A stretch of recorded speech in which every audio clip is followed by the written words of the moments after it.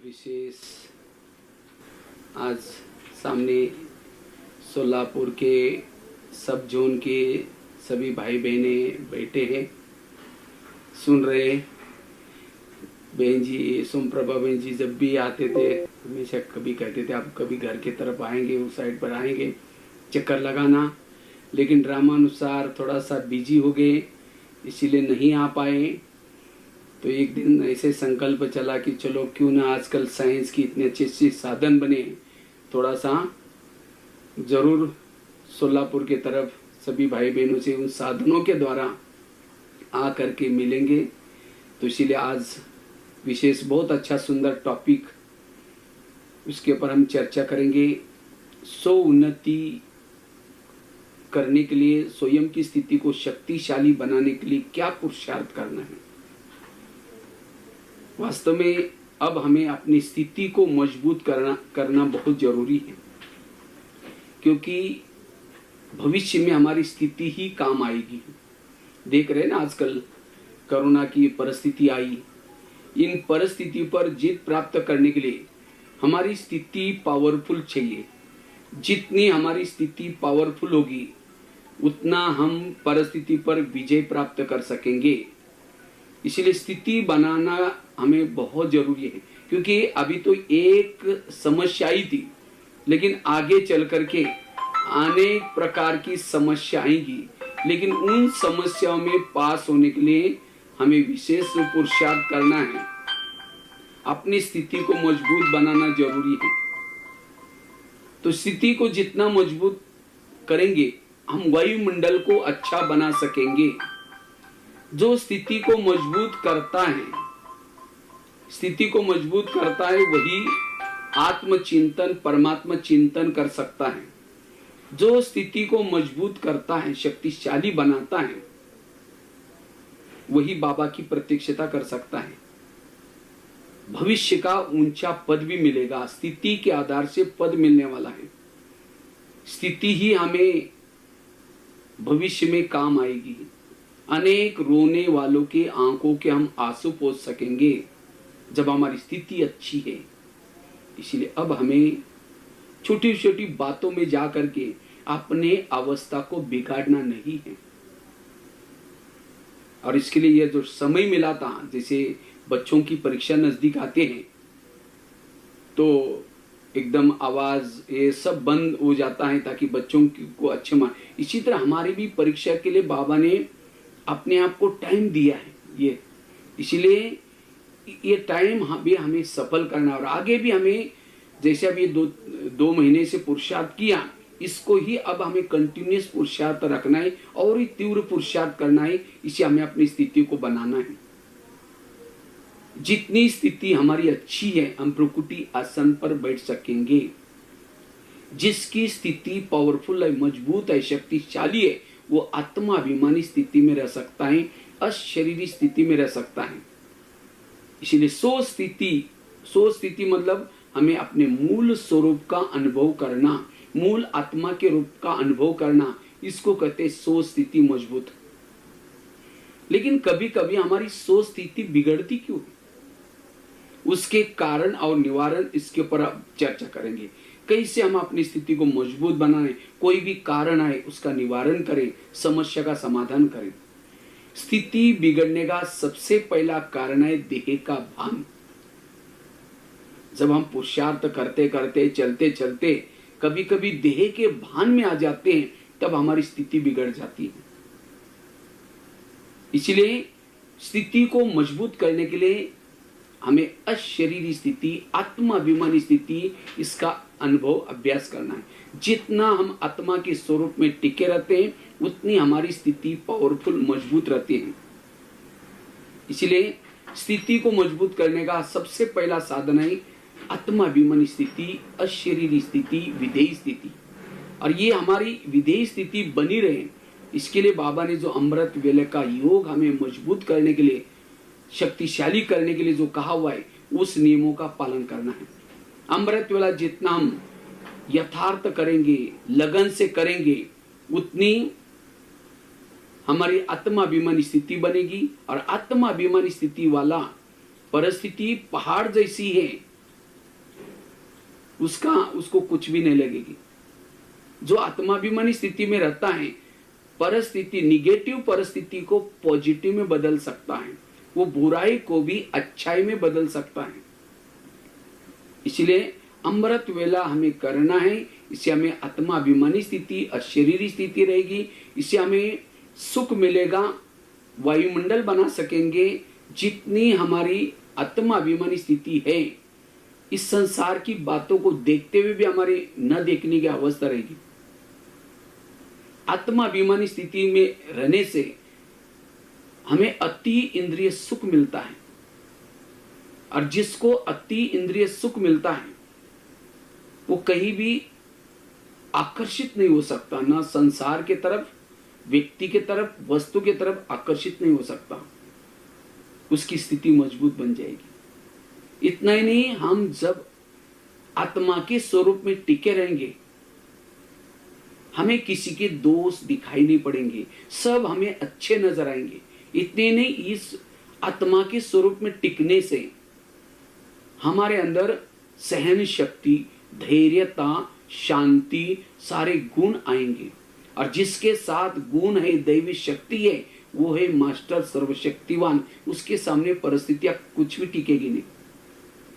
इसलिए हमें देही अभिमानी रहने का पुरुषार्थ करना है, और देही अभिमानी जितने भी रहेंगे उतना हमारी स्थिति मजबूत रहेगी। इतना ही नहीं, हमारे जो पुराने संस्कार है वो देही अभिमानी आत्मा के स्वरूप में रहने से वो जागृत नहीं होंगे। संस्कार जागृत कब होते? जब हम देह के भान में आते। इसलिए जितना हम आत्मा के स्वरूप में रहेंगे, टिके रहेंगे, विधेयी स्थिति में रहेंगे, उतना हमारी स्थिति मजबूत बन जाएगी, शक्तिशाली बन जाएगी। और इसीलिए बाबा ने पहला लेसन यही सुनाया, और वास्तव में अंत का भी वही लेसन है, जो पहला सो अंत का लेसन। और वास्तव में यही हमारा टोटल ज्ञान का सार है। देही अभिमानी बनना, अशरीरी बनना, विधेयी बनना। तो इसकी मेहनत करने, जैसे बिल्डिंग अगर उसका फाउंडेशन मजबूत है, कितने भी आंधी तूफान आए हिलता नहीं है। इसी तरह जिन्होंने ये आत्मा का लेसन पक्का किया, उसके लिए सारा दिन कितनी समस्या है। इतना ही नहीं, भविष्य में भी अनेक प्रकार के पेपर हमारे सामने आने वाले हैं, और उन पेपरों में पास होने के लिए हमें क्या करना है? ये देही अभिमानी, आत्मा अभिमानी स्थिति का पाठ पक्का करना है। मुझे लगता है कोई भी मुरली अगर हम उठा करके पढ़ेंगे, हर मुरली में बाबा कहते बच्चे आत्मा समझो, अशरीरी बनो। तो इसलिए अशरीरी स्थिति के द्वारा हमें जीवन में आने वाली परिस्थिति पर विजय प्राप्त करना है। और जब हम देह भान में आते हैं, तब संस्कार आते हैं, फिर हम दिल शिकस्त हो जाते हैं, दूसरे की कमी कमजोरियां दिखते हैं, मान अपमान की फीलिंग होती है। तब जाकर के हम वायुमंडल को भी खराब करते हैं। इसलिए कोशिश करके ये पुरुषार्थ करना।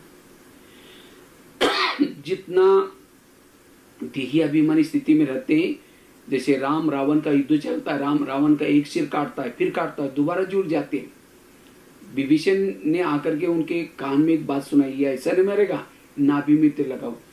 जब नाभि में तीर लगा तो रावण क्या हो गया? मर गया। इसी तरह जितना हम देह भान है हमारी नाभि, देह भान को छोड़ेंगे, आत्माभिमानी बनेंगे, तो हम भी रावण को मारने में लगे, कोई 2 साल से, 4 साल से, 6 साल से, लेकिन नहीं मर रहे हैं।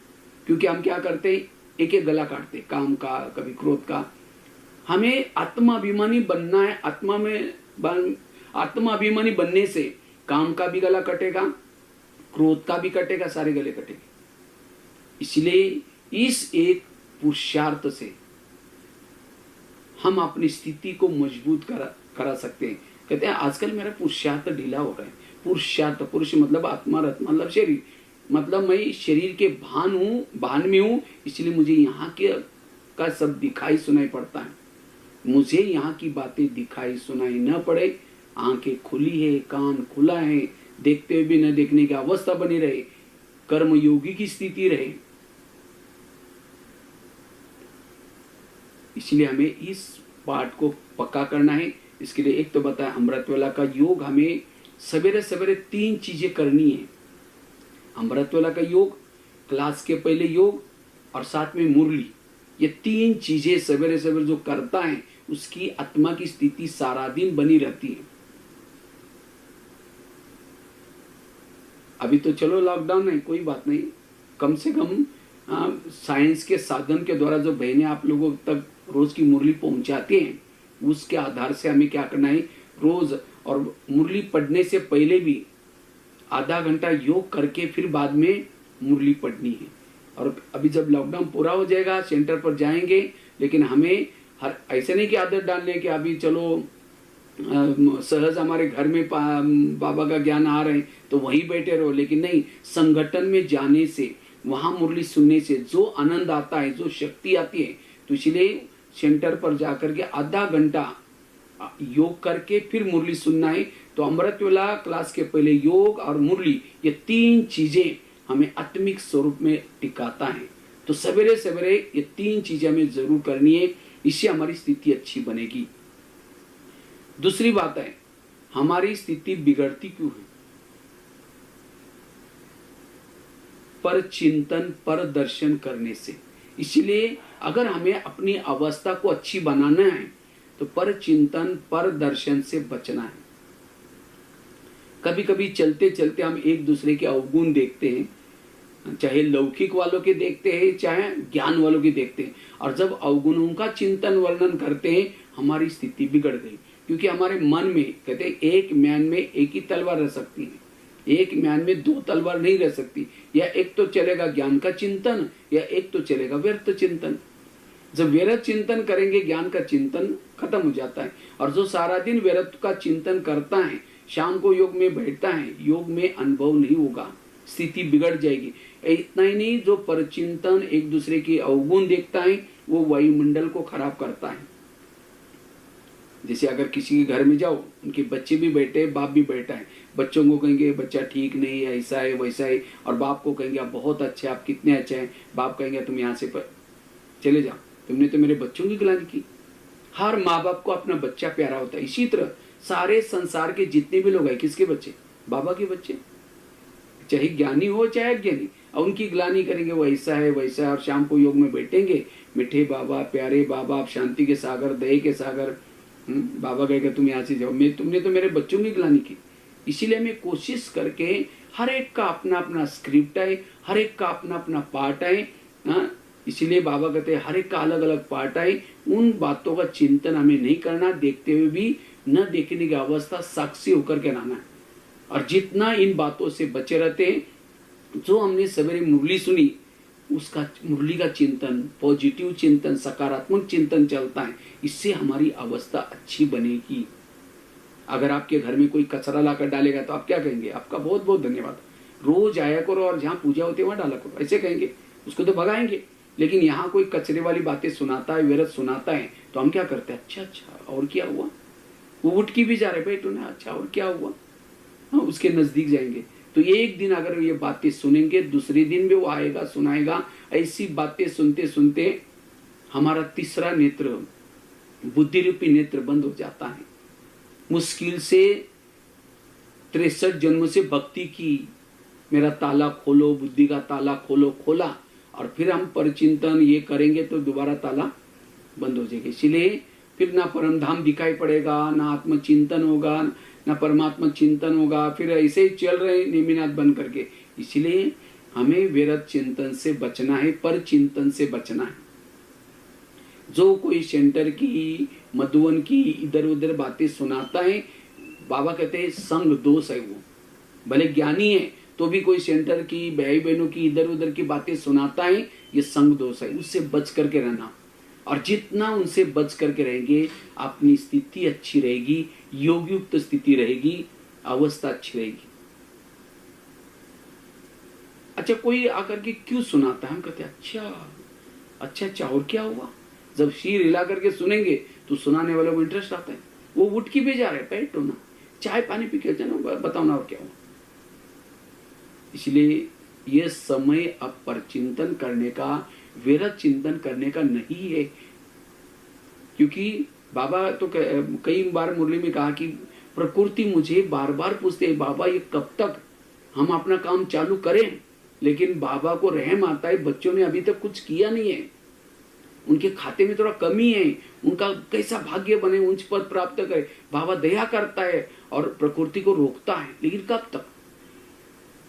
आखिर बाबा ने तो एक मुरली में कहा था कि प्रकृति भी अपना मनमार्जी करना शुरू करेगी, फिर मेरा भी नहीं सुनेगी।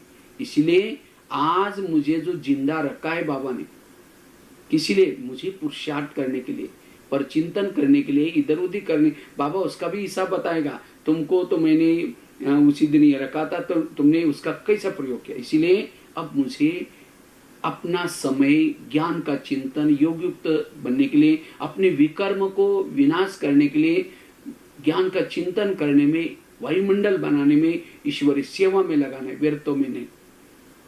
और अपनी अवस्था बनानी है। जिन बातों से अवस्था बिगड़ते हैं उससे बचना है। तो इसलिए पर चिंतन से बचना। बाबा तो कहते हैं मेरे अच्छे अच्छे बच्चे थे, ज्ञान योग अच्छा करते थे, सेवा भी बहुत करते थे, लेकिन वो आज है ही नहीं, चले गए। कहाँ गए, क्यों गए? क्योंकि उन्होंने एक दूसरे को देखना शुरू किया, पर चिंतन करना शुरू किया, और करते करते वो भावना बिगड़ गई। क्योंकि जिसकी बातें आप सुनेंगे, चाहे सेंटर की सुनेंगे, बहनों की सुनेंगे, कोई किसी की सुनेंगे, उनके प्रति आपकी भावना बिगड़ गई। और एक बार भावना बिगड़ी, व्यवहार बिगड़ा, वृत्ति बिगड़ी, दृष्टिकोण बिगड़ा, सब कुछ बिगड़ा। इसलिए ऐसी बातों से हमें बचना है। भावना और योग, इसका बहुत गहरा कनेक्शन है। एक व्यक्ति के प्रति भी अगर आपकी निगेटिव भावना है, निगेटिव भावना वायुमंडल को भी निगेटिव बनाएगी, दीवार का काम करते हैं। इसलिए हर एक के प्रति साक्षी बनकर के रहना है। एक बहुत सुंदर एक घटना में सुनाने जा रहा हूं। एक सत्संग चलता था, सत्संग में बहुत सारे लोग आते थे। तो एक दिन गुरुजी को एक शिष्य ने पूछा, गुरुजी मुझे एक वरदान चाहिए। तो गुरुजी ने कहा कौन सा वरदान चाहिए? कहता है मेरे बारे में सबके दिल में क्या चलता होगा ये मैं जानना चाहता हूँ। तो गुरुजी ने कहा ठीक है, मैं उसके लिए तुम्हें वरदान देता हूँ और एक छड़ी देता हूँ, मंत्री की डंडा। जब भी किसी के दिल में तुम्हारे बारे में कुछ चलता है, वो जानना है, उस छड़ी को दिल में रखना और उस व्यक्ति का नाम लेना, तुम्हें पता चलेगा। तो छड़ी दी, वरदान दिया, शिष्य चला गया। अचानक उसको याद आता है पहले मैं गुरुजी की चेकिंग करता हूँ। रास्ते में गया वरदान छड़ी लेके, तो अचानक उनको याद आया कि मैं गुरुजी की चेकिंग करता हूँ कि गुरुजी के अंदर मेरे बारे में क्या चलता होगा। तो वो रुक गया, छड़ी को दिल में रखा, गुरुजी का नाम लिया, थोड़ी सी छड़ी काली हो गई। जब छड़ी काली हो गई उसको लगता है अरे गुरुजी के अंदर मेरे बारे में कालापन है, तो इनको गुरुजी बना करके फायदा क्या? आश्रम में ना बंद हो गया। एक दिन हो गया, 2 दिन हो गया, 1 महीना हुआ। एक दिन गुरुजी उनके घर में पहुंच गए। क्या जी आजकल आप आते नहीं? नहीं जी गुरुजी आजकल थोड़ा मेहमान आते, मेरी तबीयत नाजुक है, थोड़ा बच्चों की भी परीक्षा है, खेती का भी काम है, ऐसा वैसा कुछ। गुरुजी ने कहा 6 साल से आश्रम में आते थे, आंधी आए, तूफान आए, कुछ भी हो जाए, अब हमेशा नहीं जी नहीं, जरूर कुछ बात है। कहा कि गुरुजी आपके अंदर मेरे बारे में कालापन है, जो छड़ी है ना उसे मैंने देख लिया, आपने जो दिया था छड़ी उसे देख लिया। गुरुजी ने कहा अच्छा ये बात है क्या? लेकिन आपने देखा कि आपके अंदर औरों के बारे में कितना कालापन है? आगे नहीं देखा। देखो छड़ी को दिल में रखा, अपना नाम लिया, पूरी छड़ी काली हो गई। गुरु की तो थोड़ी काली थी, लेकिन उसकी पूरी काली हो गई। थोड़ी सी सफेद भी मनने जा रही थी, तो अपनी काली देख करके, पूरी छड़ी काली थी, वो देख करके उस शिष्य को शर्म आई, सिर झुकाया। गुरुजी ने समझा, बताया कि कोई बात नहीं, मैं जब भी शुरू में आश्रम में आया था मेरी भी छड़ी पूरी काली थी, लेकिन मैंने तपस्या करते करते, सेवा करते करते, अब इतनी बच्चे वो तो मैं कर ही रहा हूं, लेकिन तुम मेरे को देकर के आश्रम में नहीं आओगे, जो तुम्हारी सफेद बन रहे वो भी काली हो जाएगी। फिर शिष्य कहता है गुरुजी आज मैंने बहुत सारी भूल की, मैं बहुत गलती की। गुरुजी ने कहा कोई बात नहीं, तुम कभी भी बड़ों की कमजोरी मत देखना, मैं तो पुरुषार्थ कर रहा हूं, दान पुण्य कर रहा हूं, सेवा कर रहा हूं, तो निकल जाएंगे, लेकिन तुम यहां नहीं आओगे, जो तुम्हारी सफेद बन रही 6 साल से वो भी काली हो जाएगी। तब वो शिष्य दोबारा क्षमा मांगता है और फिर रोज आश्रम में आना शुरू करता है। ये कहानी किसी और की नहीं, ये हमारी अपनी कहानी है। कभी कभी हम यहाँ ज्ञान सुनते सुनते योग करते करते जब शुरू में आए थे, हमारी छड़ी काली थी, पति थी, लेकिन जैसे यहाँ आए, ज्ञान योग किया, सेवा किया, करते करते थोड़ा सा सफेद बनना शुरू हो गया। जैसा सफेद बनना शुरू किया, जैसे सेवा के नजदीक आए, बहनों के नजदीक आए, सेंटर पर नजदीक आए, रोज आना जाना शुरू किया, फिर देखेंगे यहाँ जो पैसे देते ना उसको ज्यादा आगे करते। वो बहन ऐसे, वो भाई ऐसा है, मधुबन में ऐसा होता है, वहाँ ऐसा होता है, कुछ ना कुछ कमियां सुनेंगे, देखेंगे और अपनी भावनाओं को कम करेंगे। जो यज्ञ के लिए करते वो भी कम करेंगे। फिर कई कई तो आना भी छोड़ देते हैं। अच्छा, नहीं आएंगे तो घाटा किसका है? जिसकी आप कमी देख रहे, जिसकी बुराई देख रहे, वो तो सेंटर पर आ रहे, योग कर रहे, ज्ञान में कर रहे और उनकी सेवा कर रहे, वो तो उनकी जो काली है वो तो निकल जाएगी। लेकिन अगर हम नहीं आएंगे तो हमारी जो सफेद बन रही थी वो भी काली हो जाएगी। इसीलिए बाबा कहते, बच्चे किसी के दोष नहीं देखो। दोष देखने से अवस्था बिगड़ती है, स्थिति बिगड़ती है। इसलिए अब हमें अपना हर पल पॉजिटिव में लगाना है, जिससे हमारी अशरीरी स्थिति बन जाए, जिससे हम फरिश्ता स्थिति बन जाए। क्योंकि अंतिम का पेपर 1 सेकंड का होगा और 1 सेकंड के पेपर में पास होने के लिए पॉजिटिव, सकारात्मक, समर्था में सोचना है। ये व्यर्थ बातों में अभी हम अपना टाइम नहीं गंवाना है। इसीलिए कोई अगर आकर के सुनाता है उसको हाथ जोड़ो, भाई जी बहन जी ये बातें हमको नहीं सुना, छोड़ो ना, बस बाबा बैठा है, मेरा फर्ज है, मैं केवल मुझे अपने को परिवर्तन करना, दूसरों को बदलने का ठेका मैंने नहीं लिया, ये बाबा का ठेका है। हमें औरों को नहीं तो कहते ना, आए थे हरि भजन करने के लिए, उठने लगे कपास। इसलिए कभी कभी जब हम चलते चलते पर चिंतन करते हैं तब हमारी स्थिति बिगड़ती है। इसीलिए बाबा कभी मुरली में भी कहते, बच्चे पर चिंतन नहीं करो, पर चिंतन से झगमुई बातों से बच करो। ये सब बाबा मुरलियों में ऐसे सेंटेंस क्यों बोलते? क्योंकि इसका और हमारी स्थिति का, हमारे आत्मिक स्वरूप का बहुत बड़ा कनेक्शन है। इसलिए ये धारणा हमें पक्की करनी है। 2 बातें बताई, एक हमें आत्माभिमानी का पाठ पक्का करना है, अवस्था अच्छी बनेगी। और दूसरी बात बताई, अगर हमें स्थिति को मजबूत बनाना है, शक्तिशाली बनाना है, पर चिंतन पर दर्शन से बचना है। तीसरी बात है, हमें अपनी स्थिति को मजबूत बनाना है, शक्तिशाली बनाना है, हमें अपने संकल्पों को बचाना है। जितना संकल्प कम चलाएंगे, पॉजिटिव चलाएंगे, व्यर्थों से मुक्त बनेंगे, उतना आपकी स्थिति मजबूत बनेगी। क्योंकि जिसके संकल्प ज्यादा चलते, निगेटिव चलते, व्यर्थ चलते, वो देह के भान में आता है। आत्मा कोई चीज नहीं। जो समर्थ सोचता है, पॉजिटिव सोचता है, सकारात्मक सोचता है, उसकी ऊर्जा बचती है, उसी ऊर्जा का नाम है आत्मा। इसलिए व्यर्थों से बचना है। वर्तमान समय परिस्थिति आएंगी, बातें आएंगी, लेकिन बाबा ने हमें कितना सारा विस्तार से सब कुछ ज्ञान सुनाया। ड्रामा का ज्ञान, कर्मों का ज्ञान, जो हुआ अच्छा, ये सारी बातें किसी लिए सुनाए? मन को चुप रखने के लिए। इतना सारा ज्ञान होने के बाद फिर भी हम कहते ये क्यों हुआ, मेरे साथ क्यों हुआ, ऐसे कैसे हुआ? नो, क्यों क्या करना, दलदल में फंसना है। इसीलिए मन को चुप रखो। No question, no correction, no opposition, मन चुप। और जिसका मन चुप रहता है उसकी स्थिति शक्तिशाली है। जो जीवन में आने वाली निगेटिव परिस्थिति को पॉजिटिव बनाता है, वही परिस्थिति उसके लिए वरदान बन जाती है।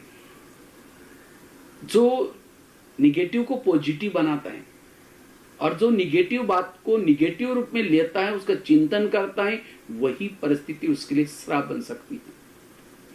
दुख और सुख की परिभाषा क्या है? दुख क्या है? निगेटिव सोचने वालों को दुख मिलता है और जो परिस्थिति में भी पॉजिटिव रहता है उसको सुख है।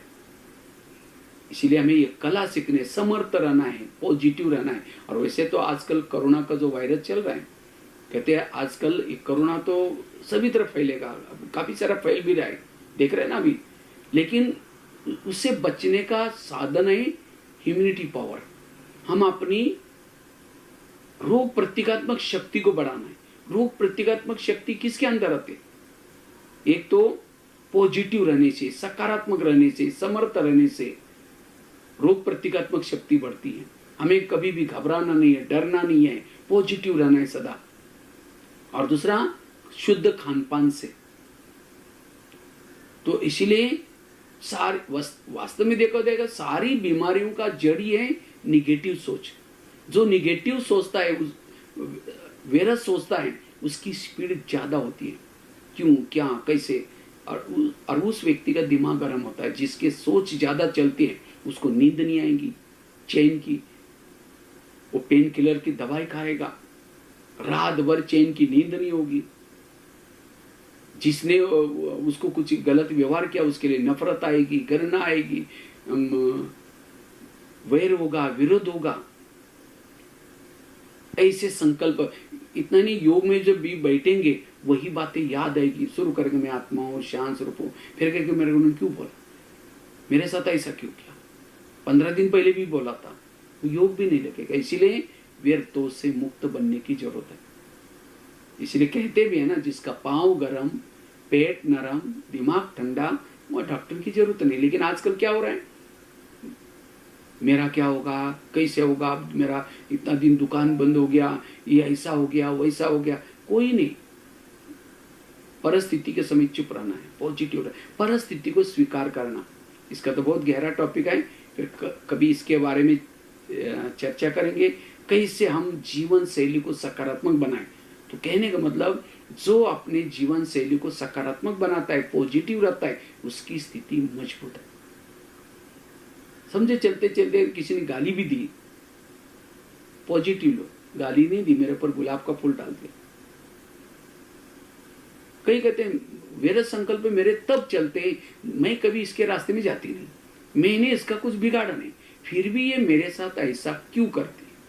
टाली कभी एक हाथ से नहीं बजती, टाली के लिए 2 अच्छे।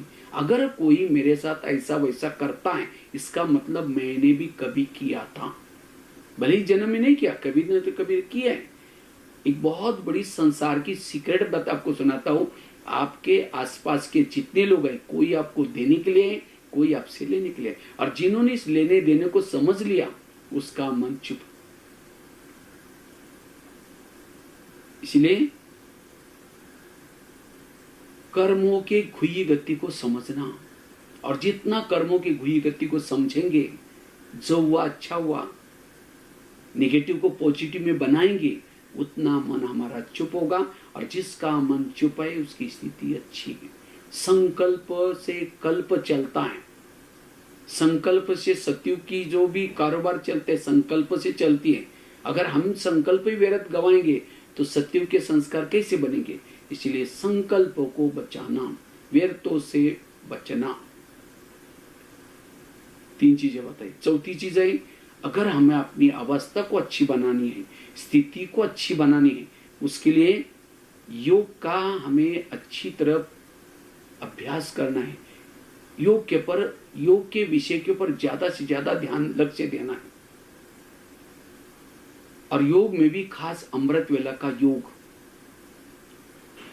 और बताया क्लास के पहले भी आधा घंटा योग करना, और साथ में ईश्वरीय महावाक्य सुनना। ये 3 चीजें।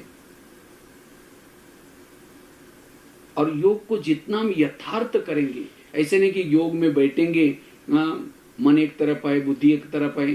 जैसे मोबाइल को चार्ज करते हैं, मोबाइल की बैटरी को, तो क्या करते हैं, प्लग के पास उसको रखते हैं, दोनों तारे डालते हैं, स्विच चालू करते हैं, तब बैटरी चार्ज हो जाती है। इसी तरह शरीर भी हमारा मोबाइल है और आत्मा इसकी बैटरी है। तो आत्मा रूपी बैटरी को चार्ज करने के लिए हमें भी क्या करना है, उसको मन और बुद्धि की तार को बाबा के साथ ज्वाइन करना है।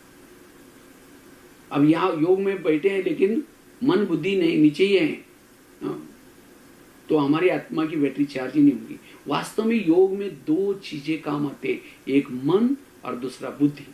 बुद्धि है कैमरा, जैसे कैमरे के सामने जो चीज है वो टीवी में दिखती है, टीवी की कोई गलती नहीं, जो कैमरा के सामने वही आता है। इसी तरह बुद्धि हमारा कैमरे का काम करती है। बुद्धि के सामने जो भी दृश्य है, विजन है, उसके ही विचार मन में चलते हैं। कभी कभी जब हम योग में बैठे हैं, आंखें तो बाबा के फोटो को देख रहे, कानों के द्वारा गीत भी सुन रहे, लेकिन ध्यान बुद्धि कहीं और देख रहे, वो योग नहीं है। और बुद्धि क्यों भटकती है? क्योंकि हमने बुद्धि को सारा दिन या बुद्धि को जब योग में बैठे उसको बाबा की तरफ नहीं लगाया, सारा दिन निगेटिव सोचने से बुद्धि के ऊपर एक प्रकार की धूल आती है, और धूल वाली बुद्धि से वो परमधाम का दृश्य, परमात्मा का दृश्य नजर नहीं आएगा, विजन नहीं आएगा, अव्यक्त वतन का विजन नहीं आएगा। इसीलिए सारा दिन हमें ये दो चीजों की संभाल करनी है, मन की और बुद्धि की। और जिन्होंने मन की बुद्धि की संभाल की, जैसे कैमरा जब कुछ रिकॉर्डिंग करना होता है या फोटो लेना होता है, तब उसका लेंस खुल जाता है, अब काम पूरा हुआ बंद हो जाता है। इसी तरह हमें जो नहीं चाहिए, जो हमारी कोई काम की चीज नहीं, उन बातों के तरफ हमें ध्यान नहीं देना है। नहीं तो रास्ते में जा रहे, ये क्या करता है, वो क्या करता है, कोई फिर वही बातें हमें योग में याद आएगी। इसीलिए हमें कोशिश करके योग के लिए ये मन बुद्धि की संभाल करनी है। और योग हमें ज्वाला स्वरूप, जैसे योग में बैठते हैं तो स्मृति का स्विच चालू करके बैठो, बाबा ने मेरे पर क्या उपकार किए, बाबा ने मुझे क्या से क्या बनाया। और जितनी योग पावरफुल करेंगे, सारा दिन स्थिति अच्छी बनेगी। क्योंकि योग अच्छा करने से आत्मा की बैटरी चार्ज हो जाते हैं, और जब आत्मा की बैटरी चार्ज होगी, सारा दिन हमारे शरीर में वेव्स फैलते हैं, इससे हमारी अवस्था अच्छी रहती है, इससे हमें सुख मिलता है, शक्ति मिलती है, हम मास्टर सर्वशक्तिवान की अनुभूति करते हैं। इसीलिए योग तपस्या करनी है। तो एक तो बताया अमृत वाला का योग, क्लास के पहले योग, और रात को सोने से पहले भी 15-20 मिनट योग करके सोना, और साथ में नुमा शाम का योग, और उसके साथ में बीच बीच की ट्रैफिक कंट्रोल। इस तरह से योग के ऊपर जितना ध्यान रखेंगे, उतनी हमारी अवस्था अच्छी बनेगी। अवस्था बिगड़ने का कारण, हमें कभी कभी थक जाते, सोचते अरे बहुत योग किया, बहुत पुरुषार्थ किया, आज तो घर में दिन में नींद नहीं की थी, मेहमान आए थे, कुछ ना कुछ बहाना करके आलस आएगा, अमृत वाला मिस हो जाएंगी, स्थिति बिगड़ जाएगी। इसलिए स्थिति को बनाने के लिए तपस्या के तरफ ध्यान। तो कितनी बातें बताई?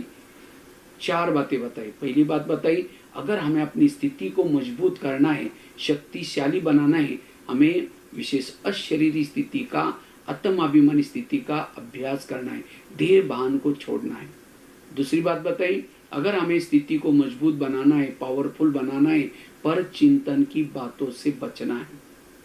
तीसरी बात बताई, अगर हमें स्थिति को मजबूत बनाना है, शक्तिशाली बनाना है, उसके लिए संकल्प, व्यर्थ संकल्प से बचना, सदा समर्थ पॉजिटिव रहना। चौथी बात बताई, योग तपस्या के तरफ ध्यान देना। हम रोज कम से कम 2-2.5 घंटा बैठ करके वो करना ही है। कहीं कहते नहीं बहन जी हमको तो टाइम नहीं होता, मुरली सुनने के लिए भी टाइम नहीं होता, दुकान खोलना पड़ता है। दुकान खोलेंगे, 1 घंटे में कितना कमाएंगे? 400-500। लेकिन सेंटर पर नहीं आएंगे, मुरली नहीं सुनेंगे, ज्ञान नहीं सुनेंगे, योग मिस करेंगे, कितना कमाएंगे? लाखों करोड़। आप कहेंगे लाखों करोड़ क्या ब्रह्मा कुमारी में पैसे देते हैं? पैसे नहीं, ज्ञान देते हैं। जैसे स्कूलों में स्टूडेंट को टीचर कोई पैसा नहीं बांटता, क्या करता है? ज्ञान देता है। जितना वो बच्चा लगन से पढ़ता है, रोज आकर के पढ़ता है, उतना उसको मार्क अच्छी मिलेगी, फिर उसानुसार नौकरी भी मिलेगी, और जितना उसने लगन से पढ़ा, ज्ञान लिया, उतना उसको धन भी मिलेगा। तो ज्ञान को भी धन कहते हैं। इसी तरह ये अब रिटर्न जर्नी है, युग परिवर्तन का समय है। सतयुग, त्रेता, द्वापर, कलयुग, कलयुग पूरा हो गया, अब सबको वापिस परमधाम में जाना है। और इसीलिए बाबा ने ये प्रजापिता ब्रह्मा कुमारी ईश्वरीय विश्वविद्यालय खोला है। और इसमें जो रोज रेगुलर पढ़ता है, ज्ञान योग करता है, इसी स्थिति अच्छी बनती है। और स्थिति के आधार से भविष्य में हमारा पद होगा, भविष्य में हमारे पास जो भी प्रॉपर्टी मिलेगी, संपत्ति मिलेगी, वो स्थिति का आधार है। इसीलिए हमें रोज आकर के, भले वो दुकान खोलो, लेकिन 1 घंटे के लिए आकर के अपने ये 2 कान खोलना है। वो दुकान में कमाए हुआ चोर लुटेगा, आग जलाएगा, पानी डुबोएगा। अब देखा ना अभी बड़े बड़े देशों ने जो जो कुछ कमाया, इतना सब कुछ होने के बाद एक छोटी सी कोरोना की बीमारी आई, सारे रोड पर आए। ये सब बाबा ने तो पहले कहा, बच्चे इन आंखों के द्वारा जो भी कुछ तुम देखते हो, ये सब नष्ट होने वाला है, खत्म होने वाला है, क्योंकि अब रिटर्न जर्नी है, चलना है, तैयारी करनी है। साथ में क्या जाएगा? जो हमने स्थिति बनाई, जो हमारे जीवन में दैवी गुण धारण किया, जितना तन से, मन से, धन से सेवा करके औरों की दुआएं ली, ये सब हमारी प्रॉपर्टी ये साथ में जाएगी। इसलिए पेट को चाहिए क्या? 2 ही रोटी चाहिए, 2 ही रोटी। इसके लिए 2 रोटी कमाने के लिए हम क्या करते हैं? दूसरों को देखते, अरे इसका तो मकान बहुत बड़ा है, तो हम भी ऐसा बनाएंगे। फिर वो पैसा कमाने में लगे रहते, फिर ज्ञान योग के लिए बुलाएंगे तो नहीं, कहेंगे थोड़ा सा बिल्डिंग बन जाएंगे, उसके बाद आएंगे, फिर बिल्डिंग तो बन गई, फिर कहेंगे गाड़ी भी लेना पड़ेगा। हाँ, उसके बाद फिर धीरे धीरे ये, तो ये हमारी इच्छा ये हमें अच्छा बनने नहीं देती। इसलिए हमें कोशिश करके अब हमें अपनी स्थिति की तरफ ध्यान देना है, उपराम होना इस दुनिया से। ये तो अभी तो कोरोना ने तो घंटी बजाई, इसलिए अब हमें अपनी स्थिति को पावरफुल बनाना है, ज्ञान योग की तरफ अच्छी तरह ध्यान देना है। 5वीं चीज है, हमें अपनी स्थिति बिगड़ने का कारण क्या है? स्थिति बिगड़ने का कारण कोई व्यक्ति नहीं, कोई परिस्थिति नहीं, लेकिन स्वयं की ही कर्मेंद्रियां। जब हम कर्मेंद्रियों के वश हो जाते हैं, चलते चलते आंखों के वश हो जाएंगे, कान के वश हो जाएंगे, मन के वश हो जाएंगे, स्थिति बिगड़ गई। इसीलिए जो इंद्रियों को चलाता है उसकी स्थिति अच्छी। जिसको इंद्रिया चलाते हैं, मन चलाता है, सामने कोई आता है, मन कहता है बेकार है, इसके नजदीक नहीं जाना, उन्होंने हमको बहुत धोखा दिया है। मन अंदर सोचता है, आत्मा चुप होकर के सुन रहा है और उसे किनारा कर रहा है। तुरंत उस समय मन से बात करो, हे मन, जिसको भगवान कहते हैं मीठे बच्चे, और तुम उसके लिए बेकार बोल रहे हैं। तुमने तो मेरे आत्मा भाइयों की बुराई करते करते तुमने हमारी दुनिया बनाई। खबरदार अगर तुम उसके बारे में ऐसा सोचा तो तुरंत उसे बात करो, नहीं तो अंधा पीस रहा है, अंधा, और कुत्ता बैठ करके उसको खा रहा है। तो इसी तरह हम योग लगा रहे, पुरुषार्थ कर रहे, सब कुछ कर रहे, लेकिन सारा दिन आंखें गलत देख करके गंवा रहे, कान गलत सुन करके गंवा रहे, मन वेरत सोच करके गंवा रहे, और अब जमा कुछ भी नहीं। इसीलिए रोज इन इंद्रियों की चेकिंग करो। ब्रह्मा बाबा ने रोज अपनी इंद्रियों का दरबार लगाया, और उस दरबार लगाने से बाबा नारायण का पद प्राप्त किया है। Charity begins at home. अपने घर को सुधारो। घर मतलब लौकिक नहीं, ये शरीर आत्मा का पहला घर है। इस घर में रहने वाले क्या ज्ञान में चलते हैं? आंखें ज्ञान में चलती हैं। अगर आंखें ज्ञान में चलती, व्यर्थ क्यों देखती?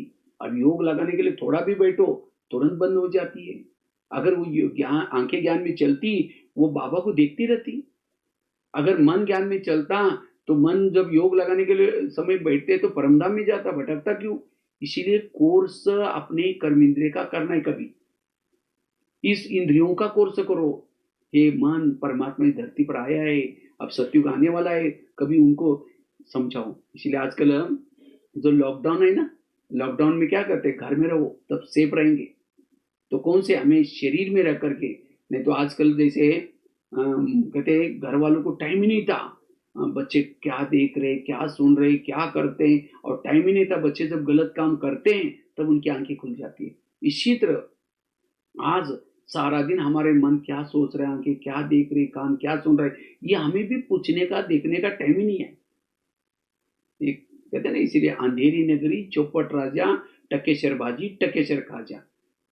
इस नगरी का राजस्व है, उसके अंदर जो चाहिए हो रहा है। वास्तव में विकार कहीं बाहर से नहीं आए, विकारों को प्रवेश देने वाले कौन? हमारी कर्मेंद्रिया। कान के द्वारा आई, ये आंखों के द्वारा। तो इसलिए शरीर एक किला है, किले में कई दरवाजे होते हैं। कोई भी आता है, कहाँ जा रहे, क्यों जा रहे, किस लिए जा रहे, पूछते हैं। इसी तरह कोई गलत चीजें देख ली तो तुरंत पूछो, हे आंखें, क्या ये मेरे लिए जरूरी है? हाँ, तुम जो इंटरनेट की कोई गलत चीजें देखते हो, क्या जरूरी है? इसीलिए तुम्हें मेरी ऑर्डर है, तुम्हें गलत नहीं देखना है। कान को पूछो। तो इसीलिए जब उनका अटेंशन रहेगा तब जाकर की स्थिति अच्छी बनेगी। और याद रखना है, अगर भविष्य में राजा बनना है,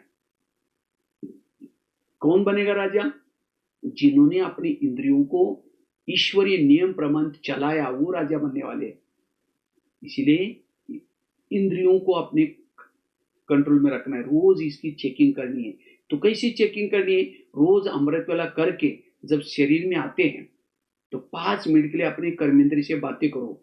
सबसे पहले बात करो कान से, हे मेरे कान, तुम मेरे इस राज्य के शान हो, अगर तुम ना होते मैं ईश्वरी महावाक्य कैसे सुनता। इसलिए कान तुम्हारा बहुत बहुत धन्यवाद, मेरा तुम्हारे पर बहुत विश्वास है और इसीलिए मैंने तुमको बॉर्डर पर रखा है। लेकिन मैंने तो तुमको विश्वास से बॉर्डर पर रखा है, लेकिन आजकल तुम मुझे धोखा देते हो, मुझे तो पता नहीं था। आज सवेरे में परम हितैषी मेरा दोस्त परमात्मा उनके पास गया था बुद्धि के द्वारा, उन्होंने तुम्हारे लिए कुछ इशारे दिए। तुम मेरा खाते हो, मेरे राज्य में रहते हो, मुझे धोखा देते हो। इसीलिए रात को सोने के पहले मैं फिर दरबार लगाऊंगा, उसके अंदर भी फिर पूछूंगा, अगर तुमने सारा दिन गलत सुना तुमको सजा दूंगा।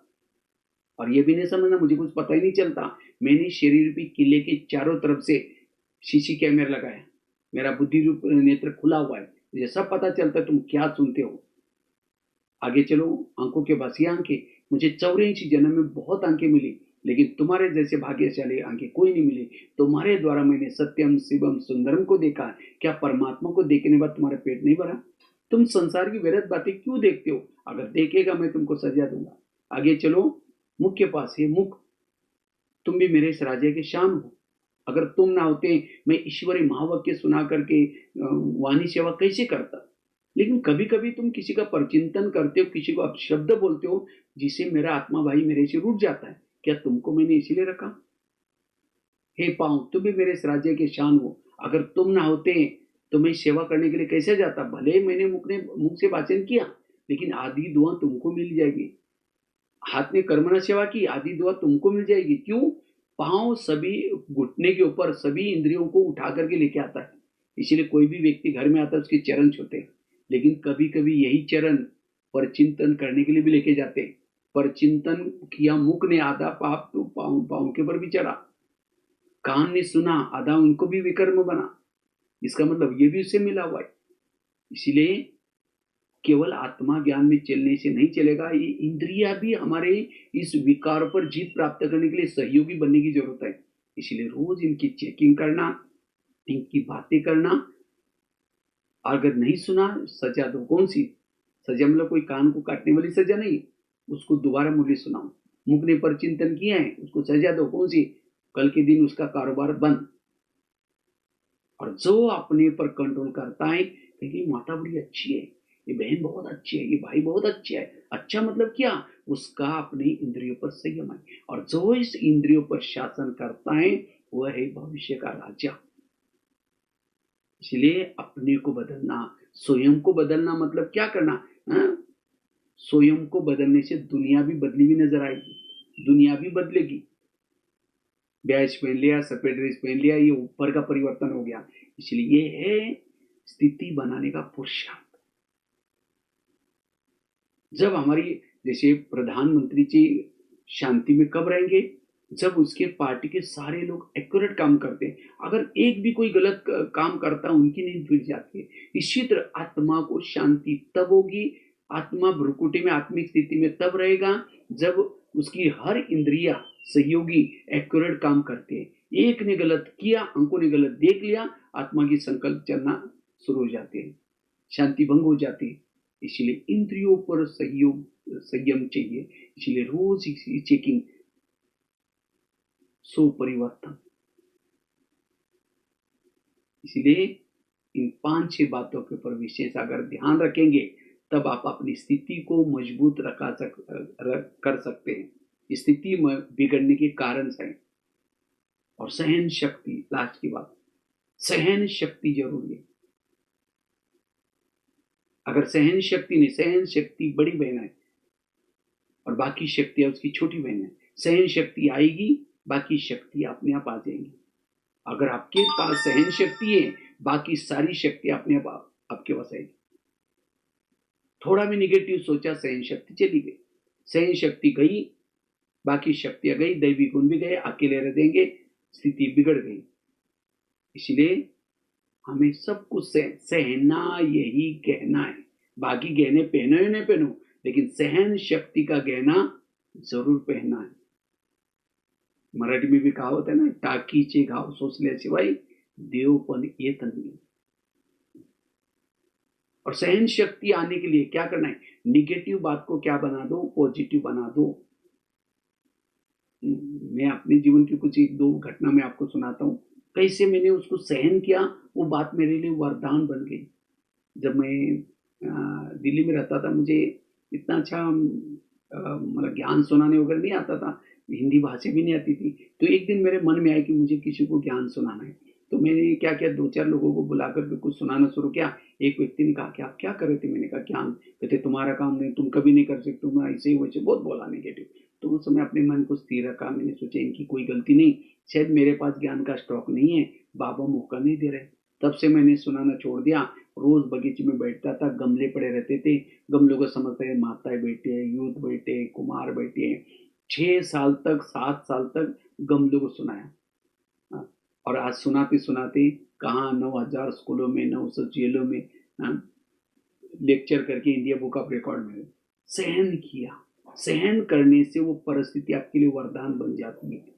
इसलिए हमें जीवन में आने वाली निगेटिव बात को क्या बनाना है, पॉजिटिव, और सब कुछ सहन करना है। सहन शक्ति से, जैसे मैंने कहा, आपके अंदर ह्यूमिनिटी पावर भी आई। आजकल लोगों को तनाव है, टेंशन। तनाव क्या है, मन में विचारों की भीड़, निगेटिव की भीड़। जितना निगेटिव चलेगा उतना तनाव आएगा। तनाव, तन में आना। तनाव को इंग्लिश भी कहते हैं टेंशन। टेन मतलब 10, सन मतलब बच्चे। पहले तो 2 4 है, फिर 10 पैदा होंगे। किसी के 10 12 बच्चे, माँ बाप शांति से बैठेंगे। एक आएगा कहे पापा मुझे कपड़े चाहिए, अब उसको भगाओ। दूसरा कहेगा पापा जी मुझे परीक्षा के भी देने। अब जितनी बच्चे उतनी समस्या भी ज्यादा। इसीलिए कहते हैं ना, छोटा परिवार सुखी परिवार। तो हमारे बच्चे कौन से, अनेक संकल्प विकल्प पैदा करेंगे। शाम को योग में बैठेंगे, वही संकल्प विकल्प आपको हिलाते रहेंगे, पापा जी मम्मी जी। फिर क्या कहते, पता नहीं क्या होगा, योगी नहीं लग रहा है, योगी में पता नहीं क्या क्या विचार आते। भाई आपने पैदा किया, आपके बस नहीं आएंगे, किसी और के बस जाएंगे। इसलिए हमें सब कुछ सहन करना। अगर किसी ने कुछ बोल भी दिया, वो बुराई को अच्छाई में बदलो, पॉजिटिव हो, तब हमारे अंदर सहन शक्ति आएगी, और सहन शक्ति से ही अवस्था अच्छी बनेगी। आज सहन शक्ति की कमी, इससे हम डिस्टर्ब हो जाते हैं। बड़ा बनने के लिए सहना पड़ता है। आज बाबा ने सहन किया, शिव बाबा ने कितना सहन किया, कितना शिव बाबा की हमने भक्ति मार्ग में ग्लानि की। हे भगवान तुम कुत्ते में, बिल्ली में, टिक्कर में, पित्तर में, आता ना मुरली में। लेकिन तो भी बाबा ने क्या किया। और किसने, कई बार कईयों को क्या लगता है, मुझे और कुछ बुरा नहीं लगता, जिसको मैंने पढ़ाया लिखाया बड़ा किया वही मेरी बुराई करता है, मुझे नहीं पूछता, तब मुझे थोड़ा फीलिंग आती है। संसार का नियम है, जिसका भला करेंगे वही आपका बुरा करेगा। जिस बाबा ने आकर के हमें इतना पढ़ाया, ज्ञान सिखाया, योग सिखाया, देवी देवता बनाया, सतयुग में गए, उसको याद किया, सतयुग में बाबा को याद किया, हाँ? भूल गए। इतना ही नहीं, द्वापर में जाने के बाद उसी को जिनने भला किया था, सतयुग में हमें को भेजा था, उनको ही ग्लानि कर दी। भगवान तुम कुत्ते में है, बिल्ली में है, टिकर में है। बाबा ने सुना नहीं होगा। और वो भी अकेले नहीं, माइक लगाया और उनको भी पड़ोसी वाले को बुलाया, आ जाओ हमारे यहाँ गाली देने का प्रोग्राम है। हाँ? इसलिए बाबा ने सहन किया। और जब ऊपर से आता है, क्या किया, गाली देने वालों को गले लगाया। इसीलिए अगर हमें वर्तमान समय अपनी स्थिति को मजबूत करना है, सब कुछ सहन करना सीखना है। क्योंकि आप जैसे कहा ना, रिटर्न जर्नी है। जो भी हमारी प्रकृति के साथ जो हिसाब किताब है, उसको भी चुक्त करना है। लोगों की तरफ से हिसाब किताब है, उसको भी चुक्त करना है। हिसाब किताब चुक्त करने के 3 तरीके। एक तो सहन करके, पहले तो तपस्या करके करना है। जो तपस्या करके सहन करता है, तपस्या करता है, उसके विकर्म कम हो जाते हैं। दूसरा है सहन करके, और तीसरा है जो विनाश काल की परिस्थिति में सहन करना पड़ेगा, उससे भी हो जाता है, लेकिन फायदा उससे कुछ नहीं होगा। इसीलिए अब हमें तपस्या करनी है, या छोटी मोटी बातें उसको सहन करना है। अपनी स्थिति को बिगाड़ना नहीं है। परिस्थिति पर वो आई है, वो जाएगी भी, लेकिन अपनी स्थिति को बिगाड़ना नहीं है। और उसके लिए सहन शक्ति को हमें क्या करना है, साथी बनाना है। इसलिए ये 5-6 बातें अगर आप याद रखेंगे वर्तमान समय, तब आप अपनी स्थिति को अच्छी बना सकेंगे। और जिन्होंने स्थिति अच्छी बनाई उसके सामने आगे चल करके लाइन लगेगी। हमें अनेक जो रोने वाले उनकी आंखों के आंसू पोंछने वाले बनना है। सदा जिसकी स्थिति अच्छी है उसके चेहरे में खुशी होगी। बाबा कहते हैं आगे चल करके लोग तनाव टेंशन में आएंगे, उनको अगर बुलाएंगे तो सेंटर पर तो नहीं आ पाएंगे, लेकिन ऐसे समय पर बाबा ने कहा ये बच्चों का चेहरा ये म्यूजियम बन जाएगा। लोगों को उनका चेहरा देखने पर लगेगा इनको कुछ मिला है, ये कई जगह जाते हैं कुछ मिला हुआ है, और वो अपने आप सेंटर पर आएंगे। लेकिन किसका चेहरा म्यूजियम बनेगा, जिसकी स्थिति अच्छी है। परमात्मा पढ़ाता है, इतना सतयुग में जा रहे, देवता बन रहे, तो भी चेहरा मरा पड़ा है, चेहरे में कोई खुशी नहीं है, तनाव टेंशन में है, स्थिति बिगड़ी हुई है, तो कौन कहेगा इनको भगवान पढ़ाता है, कौन कहेगा भी ये देवी देवता बनने वाले। इसीलिए स्थिति को बिगाड़ना नहीं है, चाहे कुछ भी हो जाए।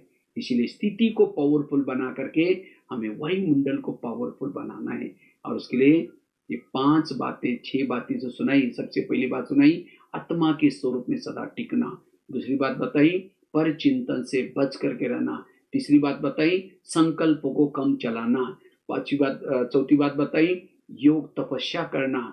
छठी बात बताई अपने कर्म इंद्रिय को संयमित करना। और सातवीं बात बताई सहनशील बनना।